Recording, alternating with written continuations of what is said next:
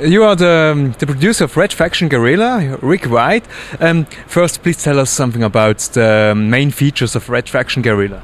Well, what we tried to do with Red Faction Guerrilla is to go back to what Volition does well, and that's destruction, and to be the guys that own that. And so with Red Faction Guerrilla, we created a physics-based destruction that has meaning in the game, has impact, it affects the gameplay, and in fact, depending on what you do with that destruction, it could impede your gameplay. For example, if you were to take out the bridge, later on you'll come back and being chased by the Earth Defense Force, bridge isn't there, and next thing you know, you're flying off a cliff. And so we really wanted to make sure that destruction was part of the gameplay and it was meaningful.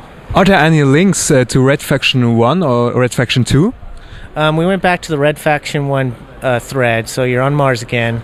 We have a town named Parker, which is the hero from the first one, a town named Eos. We also have the K-Pac laboratory, ruins of it, that you end up going back through and you end up getting the nano rifle, for example. And so yeah, we try to do some special links to the first one for the players that played the first one. It's quite a long time that you see the last Red Faction game. Why do a new Red Faction game instead of creating a new franchise?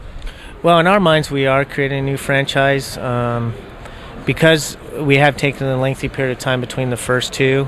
We really looked at how do we take destruction to a whole new level and really raise that bar for the competition as well. And so with Red Faction Guerrilla, it's a fresh story. Yeah, it's on Mars, but you know, it's kind of its own thing now. It's its own meaningful brand. So I think we're resetting it. In the game there are cars and robots called Walker. How free is the player to move around in the world? He can go anywhere. He can jump in any car and start driving. He can also go to the end of the game, blow stuff up, and then come back to the beginning of the game and continue moving forward. So really it's pretty open, and just like the destruction, you kind of can blow stuff up any way you want and go where you want. Can you tell us something about the multiplayer mode?